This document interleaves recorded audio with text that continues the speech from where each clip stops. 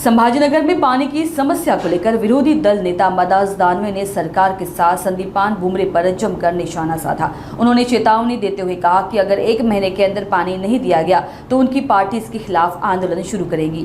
इस दौरान उन्होंने अन्य कई मुद्दों पर अपनी प्रतिक्रिया दी। वह संभाजीनगर में मीडिया से बात कर रहे थे। आमचं आत्ताच्या घडीला पाणी येण्याचा प्रश्नच नाही आहे। पाणी हा वेगळा मुद्दा आहे येणं।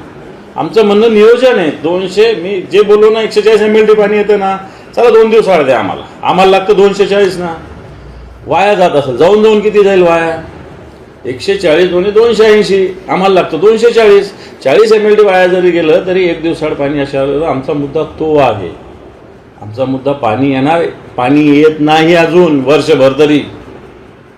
एक संदीपान बुमरे पैठणचे जायकवाडी धरणाच्या जवळचे त्यांचे शेत जायकवाडी धरणात आहे। त्यांच्या शेतात असं पाणी असं हाताने घ्यावं लागतं एवढं पाणी त्यांच्याजवळ। पण त्यांना अजून जायकवाडीचं पाणी संभाजीनगरात येत असताना संभाजीनगरची आवश्यकता माहिती नाही, कारण ते या मतदारसंघातले नाही आहे, बाहेरच्या मतदारसंघातले, ते जालना मतदारसंघातले। तेव्हा त्यांना इथल्या पाण्याच्या प्रश्नाची जाणीव नाही। पाणी येऊ लागलं, पाणी दिसलं म्हणजे येत थोडी असतं, त्याला काय सिस्टीम आहे ना, त्याला काय सिस्टीम आहे। त्याच्यामुळं मला वाटतं बुमरे साहेबालाही माझं सांगणं आहे की तुम्ही जर लवकर पाणी देत असाल, महिनाभर असेल तर त्याला आंदोलन आम्ही मागे घेऊ। पण तुम्ही गॅरंटी द्या आम्हाला महिन्यात पाणी येईल, 2 महिन्यात पाणी येईल, 3 महिन्यात। मी सांगतो अजून वर्षभरात सुद्धा पाणी येऊ शकत नाही, अशा प्रकारची स्थिती आहे। आणि याला कारण प्रशासन आहे, सरकार आहे। बुमरे पण पालकमंत्री होते, काय केलं? बुमरे पालकमंत्री होते ना 2-2.5 वर्ष, कधी एक पाण्याची बैठक घेतली की त्यांनी? आणि म्हणून बुमरेंनी याच्याविषयी बोलू नये, बुमरेंना या विषयाची माहिती नाही। या संभाजीनगरचा पाण्याचा प्रश्न हा निश्चित आमच्या काळात ही योजना आलेली, पण आम्ही 2 दिवसाला 3 दिवसाला पाणी देत होतो। आता 12 दिवसाला 14 दिवसाला पाणी। हे पण ते काही बोललो, त्यांना बोलणं काम आहे ते आमच्या विरोधातले। उद्धवजी ठाकरे साहेबांनी या शहरातल्या पाण्याच्या विषयी जाहीरपणे माफी मागितली होती, लबाडी नाही केली। हे लबाडी करताना मी ऐकू का तुम्हाला? तुमच्या चॅनलचे फडणवीसांचे स्टेटमेंट, एकनाथजी शिंदेचे स्टेटमेंट ऐकू तुम्हाला? 2022चं स्टेटमेंट आहे, 2024चं स्टेटमेंट आहे। इथे एक मंत्री तर जलसम्राट स्वतःला म्हणत होते। कोणता जलसम्राट आहे तो? त्याच्या ऑफिस समोर लोक अंडे घेऊन उभं राहतात आणि जलसम्राट मंत्री आहे।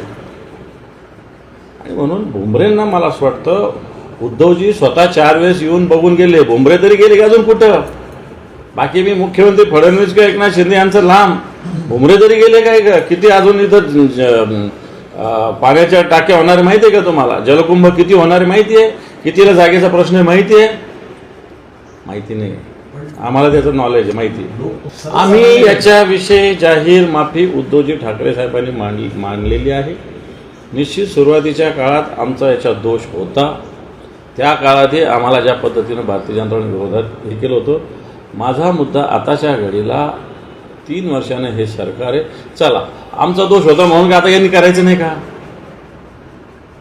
हा माझा प्रश्न आहे। 3 वर्षाने हे सत्तेत आहे आणि म्हणून हे आंदोलन आम्ही पेटवणार। याचा अर्थ हे आंदोलन जनतेत नेणार, जनतेचा रोष या सरकारच्या कानी घालणार। फक्त बुमरेंच्या प्रत्येक प्रश्नावर उत्तर द्यायची गरज नाही। बुमरे तरी कुठं असतात? बुमरे खासदार संभाजीनगरचे नसतात पैठणला। मला सांगा ना, संभाजीनगर याच्यात 1 वर्षभरात बुमरेंनी काय एखाद्या विषयात हे केलं? संसदेत एखादा आवाज उचवला, एखादं तोंड उघडलं संसदेमध्ये गेल्यावर? बुमरेंनी कधी संसदेत बसतात? कधी निवडून कशासाठी दिलेलं आहे? कोणत्या भागात गेले तुम्ही तर पैठणलाच मशगूल असतात। तुम्हाला संभाजीनगर इकडच्या लोकसभेशी घेणं देणंच नाही आहे।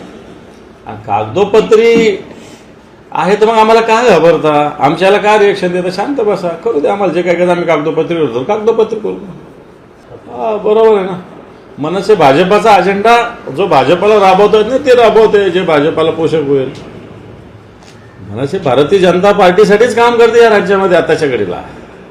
भारतीय जनता पार्टी त्यांना त्यांचं वाटवं झालं तरी चालतं, पण भारतीय जनता पार्टीचं भलं हो, कारण मग आमच्या शिवसेनेचं नुकसान करणं हा त्यांचा उद्देश आहे। त्यांचा पक्ष मोठा होईल नाही होईल, आता त्यांना मतं पण नाही मिळाले। मला वाटतं 1.5% मतं निवडणूक आयोगानं तर ते बघितलं पाहिजे खरं सांगायचं, की जे मताचं जे आवश्यकता आहे ती पडली नाही, त्याच्यामुळे आपोआप त्यांच्या पक्षाची आणि त्यांचं ते चिन्ह गोठवलं जाऊ शकतं।